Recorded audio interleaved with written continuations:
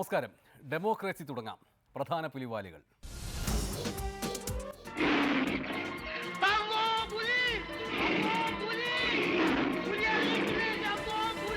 കാട്ടിൽ നിന്ന് ഗതികെട്ട് നാട്ടിലേക്കിറങ്ങിയ പുലി ചെന്നുപെട്ടത് രാഷ്ട്രീയ പുലികളുടെ നാട്ടിൽ. നാട്ടുകാരെ, കണ്ണൂർ സിറ്റി ഭാഗത്ത് പുലി വന്നിട്ടുണ്ട്. എപ്പം വേണമെങ്കിലും പുലിങ്ങളെ മേത്തുള്ളൂ. കണ്ണൂർ കീഴടക്കാൻ ദാഹിച്ചു പറഞ്ഞെത്തിയ പുലിയെ രാഷ്ട്രീയ വൈരം മറന്ന് ഒറ്റക്കെട്ടായി മയക്കിവിട്ട് മാതൃകയായി കണ്ണൂരുകാർ. എത്ര വിശന്നാലും കാട്ടിൽ നിന്ന് ഇനി കണ്ണൂരിലേക്കില്ലെന്ന് പുലികൾ.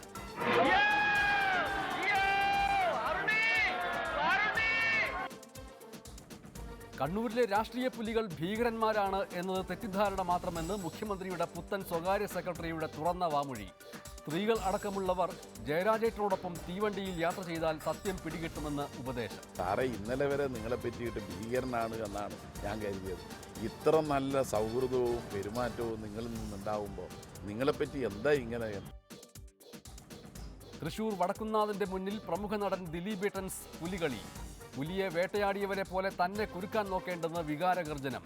ഗൂഢാലോചന ആരോപിച്ചവർക്ക് കാലവും വടക്കുന്നാഥനും മറുപടി പറയും. പക്ഷേ ഇതിന് പിന്നിൽ നടന്നിരിക്കുന്നത് ഒരു ക്രിമിനൽ ഗൂഢാലോചനയാണ്.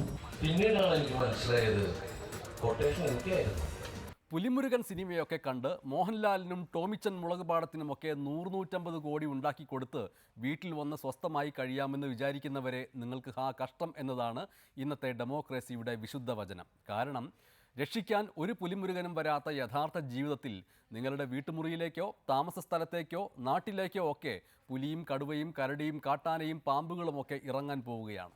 വേനലും വരൾച്ചയും വനനശീകരണവുമൊക്കെ മൂലം കാട്ടിൽ നിന്ന് ഗതികെട്ട് മൃഗങ്ങൾ നാട്ടിലേക്ക് ഇറങ്ങുന്നത് പതിവാണെങ്കിലും രാഷ്ട്രീയ സിംഹങ്ങളും രാഷ്ട്രീയ കടുവകളും ധാരാളമുള്ള കണ്ണൂരിലേക്ക് ഇറങ്ങാൻ പൊതുവെ കാട്ടുമൃഗങ്ങൾക്ക് പേടിയായിരുന്നു. തങ്ങളെക്കാൾ വലിയ തൊലിക്കട്ടിയും തേറ്റയും ദംഷ്ട്രകളുമൊക്കെ ഉള്ളവരാണ് കണ്ണൂരിലെ രാഷ്ട്രീയ മൃഗങ്ങൾ എന്ന് എന്തുകൊണ്ടോ ചിലരെ പോലെ തെറ്റിദ്ധരിച്ചിരിക്കുകയായിരുന്നു മൃഗങ്ങൾ. പക്ഷേ ഗതികെട്ടാൽ എന്തു ചെയ്യും?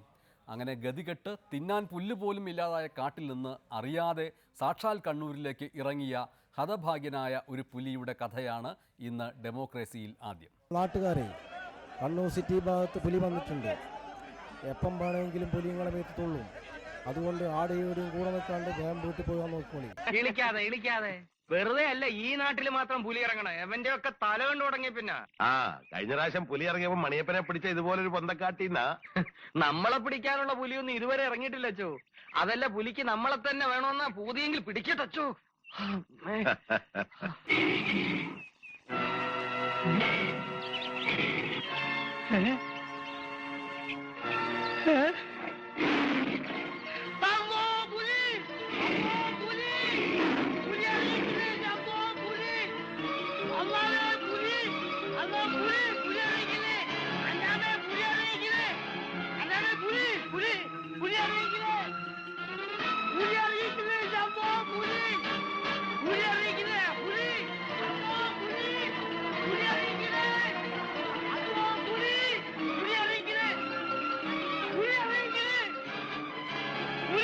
എവിടെ?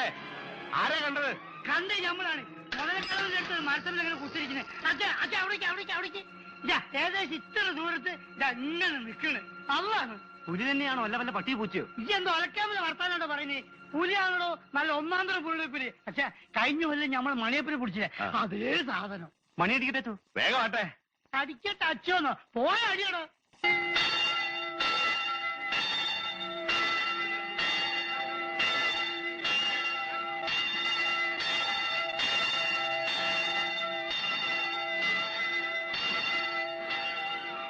പാത്തുക്കുട്ടി, പള്ളിമണിയല്ലേ കേക്കണേ? അതെ. എന്റെ ഗുരുവായൂരപ്പാ, പുലി വീണ്ടും ഇറങ്ങിയെന്നാ തോന്നണേ. പുലിമുരുകൻ സിനിമയിലത്തെ പോലെ ഇവിടെ ആരും നിങ്ങളെ രക്ഷിക്കാൻ വരൂല. നല്ല പാരമ്പര്യമുള്ള ടീമാണ് നമ്മൾ കണ്ണൂർക്കാർ. ആ ബല കളയാൻ വേണ്ടിയിട്ടാണ് മാത്രമാണ് ഈ പുലി കണ്ണൂർ വന്നിട്ടുള്ളത്. ഗോവിന്ദ, പീടിയടച്ച് വീട്ടിൽ പൊക്കോ, പുലി ഇറങ്ങിയിട്ടുണ്ട്. എല്ലാരും വീട്ടിൽ പൊക്കോളേ, പുലി ഇറങ്ങി. വൈദ്യരെ, നേരെ ഇരുട്ടുതന്നെ പീടിയടച്ച് വീട്ടിൽ പൊക്കോ, പുലി ഇറങ്ങിയിട്ടുണ്ട്. ഇത് നസ്രാണിയിൽ ആരാണ്ട് ചത്തമണിയാ? ചത്തമണിയാണെങ്കിൽ താൻ ഇവിടെ തന്നെ പരിദൂഷണം പറഞ്ഞിരുന്നോ? പുലിയുടെ വിശപ്പും മാറും, നാട്ടുകാരുടെ ഒരു ശാപവും തീരും. വൈദ്യുതി വേഗം പീടി അടച്ച് വീട്ടിൽ പോന്നോളൂ. ഇയാൾ ഇവിടെ തന്നെ ഇരുന്നോട്ടെ, കുറെ ഇറച്ചിയുണ്ടല്ലോ, പുലി തിന്നട്ടെ. ആ രാമൻകുട്ടി ഉണ്ടല്ലോ, വക്കീലെ, മഹാഭാരയാ. എന്റെ ജീവിതത്തിൽ ഇതുപോലെ. വീട്ടിൽ പോവാൻ നോക്ക്, തമ്മി കണ്ട നാളെ സംസാരിക്കാം. ആഹാ, അങ്ങനെയാണ്.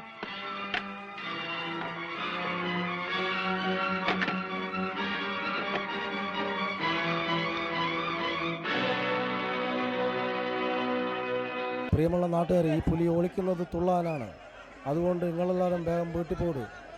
ഇക്കണ്ട സമയം മുഴുവൻ അരിച്ചു പറക്കിയിട്ടും പുലിയെ പോയിട്ട് ഒരു രോഗം പോലും കണ്ടില്ല. എനിക്ക് തോന്നണം നമ്മളെ കുഞ്ഞബ്ദുള്ളാക്കാന്റെ ഡൂപ്പാന്നാ. കിഴക്കാട് പോടാ ഇവിടുന്ന്. ആര് കാര്യത്തിന് ആരും കള്ളത്തരം പറയോ?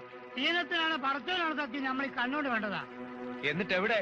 എവരെ കേരളത്തിലെ ഏറ്റവും വലിയ രാഷ്ട്രീയ പുലികളുള്ള നാടാണ് കണ്ണൂർ. ആ തട്ടകത്തിലേക്കാണ് ഈ പുലി വന്നിട്ടുള്ളത്. കാട്ടിൽ ജീവിക്കാൻ മാർഗമില്ലാത്തതുകൊണ്ടാണ് ഈ പുലി നാട്ടിലേക്ക് വന്നത്. അതുകൊണ്ട് കണ്ണൂർക്കാരെ നമ്മൾ പുലീൻ്റെ ബായിലാകാണ്ട് നോക്കണം, പുലീനെ കൊല്ലാണ്ട് നോക്കണം. പ്രിയമുള്ള നാട്ടുകാരെ, എത്രയും പെട്ടെന്ന് നിങ്ങളിരുന്ന് രക്ഷപ്പെടാൻ നോക്കണം. വെറുതെ മനുഷ്യന്റെ ഉറക്കവും കളഞ്ഞു. പുലിയെ പിടിച്ച് നിന്റെ സമക്ഷം ഹാജരാക്കി തരാൻ പറ്റുമോ? ഇത് നല്ല വകുപ്പ്. നിങ്ങൾ ചുമ്മാ ഇതിന്റെ പേര് തമ്മിൽ തല്ലണ്ട. പുലിയാ, അത് കൺമുമ്പിൽ വന്നൊന്നും തരില്ല.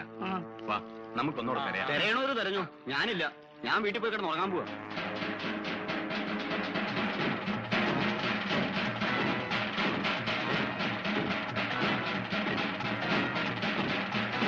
നിങ്ങൾ കണ്ണൂക്കാരെന്ന് പുലിക്കറിയില്ല. നിങ്ങൾ വെറുതെ ഒച്ചപ്പാടുണ്ടാക്കിയിട്ട് പോലീസിൻ്റെയും ഫോറസ്റ്റുകാർക്കും വെടിവെക്കാനുള്ള ഉന്നം തെറ്റിപ്പോവും. അതുകൊണ്ട് ദയവേത് പുലീനെ പിടിക്കുന്നവരെ നിങ്ങൾ അടങ്ങി നോക്കണം. പുലീനെ വേഗം പിടിക്കും. വയനാട്ടിൽ നിന്ന് മയക്ക് വെടിവെക്കുന്ന ടീം വന്നിട്ടുണ്ട്.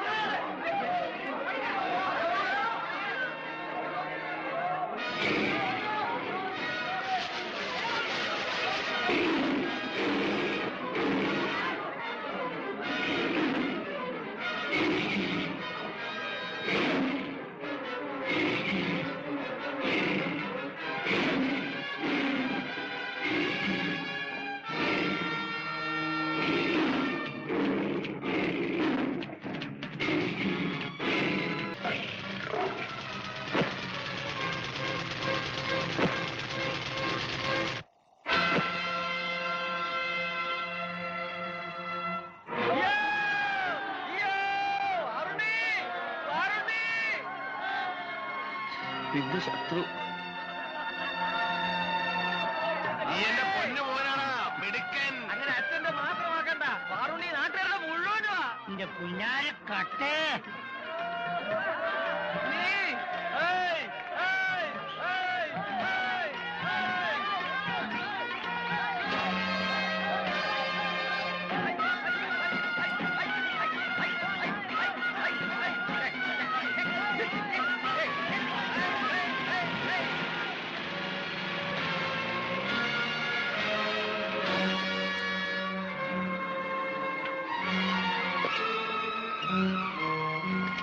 സത്യത്തിൽ ഈ പുലിയുടെ മുമ്പിലേക്ക് ഏതെങ്കിലും ചാനൽ ക്യാമറയുടെ മൈക്ക് കൊടുത്തിരുന്നെങ്കിൽ പുലിക്കും എന്തെങ്കിലും പറയാനുണ്ടാവുമായിരുന്നില്ലേ? ഇവിടെ ഇതാ പ്രകൃതി സ്നേഹിയും പുലി സ്നേഹിയുമായ ഒരു മനുഷ്യൻ പുലിക്ക് വേണ്ടി പുലിയുടെ ഭാഗത്തു നിന്ന് സംസാരിക്കുകയാണ്. പുലിയുടെ ആത്മകഥയെന്നും ഒരു പുലിയുടെ രോദനമെന്നുമൊക്കെ ഇതിനെ വിശേഷിപ്പിക്കാം. കണ്ണൂരിൽ പുലി ഇറങ്ങി, അത് വലിയ ന്യൂസായിരുന്നു.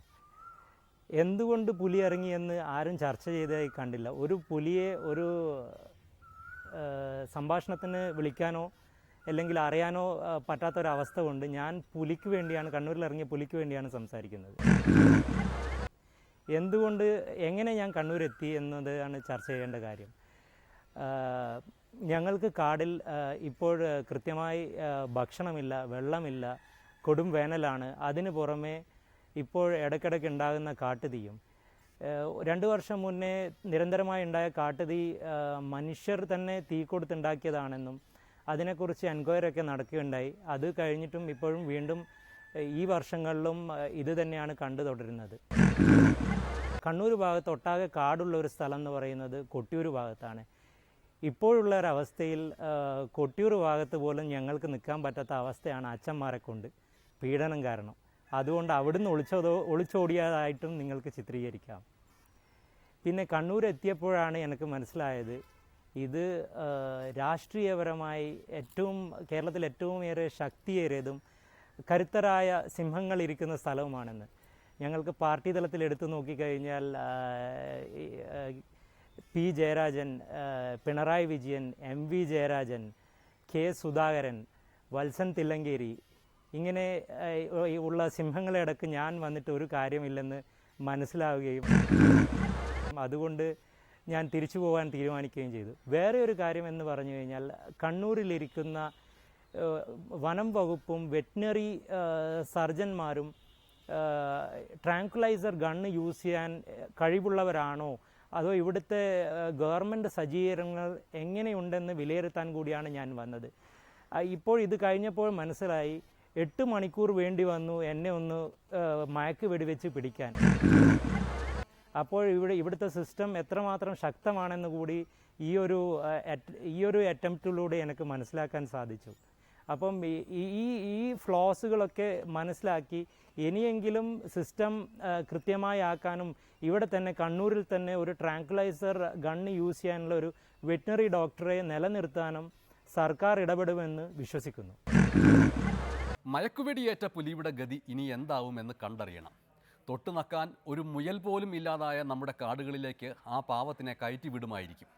പല്ലുണ്ടായാലും തിന്നാൻ ഇരയില്ലാത്ത കാട്ടിൽ ആ പുലി പട്ടിണി കിടന്ന് ചാകുമോ? പക്ഷേ കണ്ണൂരുകാരായ നാട്ടുകാർ ആ പുലിക്ക് വലിയ ദേഹോപദ്രവമൊന്നും ഏൽപ്പിക്കാതെ മയക്കി വിട്ടിട്ടും കണ്ണൂരുകാരെ ഇപ്പോഴും ചിലർ കഠിന ഹൃദയർ എന്നും ഭീകരന്മാർ എന്നുമൊക്കെ വിശേഷിപ്പിക്കുന്നത് ശരിയാണോ? കേരള രാഷ്ട്രീയത്തിലെ ഗർജിക്കുന്ന സിംഹമായ മുഖ്യമന്ത്രി പിണറായി വിജയൻ്റെ ഓഫീസ് മടയിലേക്ക് പുതിയ സ്വകാര്യ സെക്രട്ടറിയായി നിയോഗിക്കപ്പെട്ടിരിക്കുന്ന ശ്രീ ജയരാജ സിംഹത്തെ ഇന്ന് ഡെമോക്രസി കണ്ടു, അഭിനന്ദിച്ചു. എന്നിട്ട് ചോദിച്ചു, അല്ല ജയരാജേട്ടാ, മുഖ്യമന്ത്രിയുടെ ഓഫീസിലേക്ക് എളുപ്പത്തിൽ കടന്നു ചെല്ലാൻ കഴിയാത്ത രീതിയിൽ അവിടേക്കുള്ള ഒരു ആക്സസ് ഒക്കെ കുറവാണ് എന്നൊരു പരാതിയുണ്ടല്ലോ.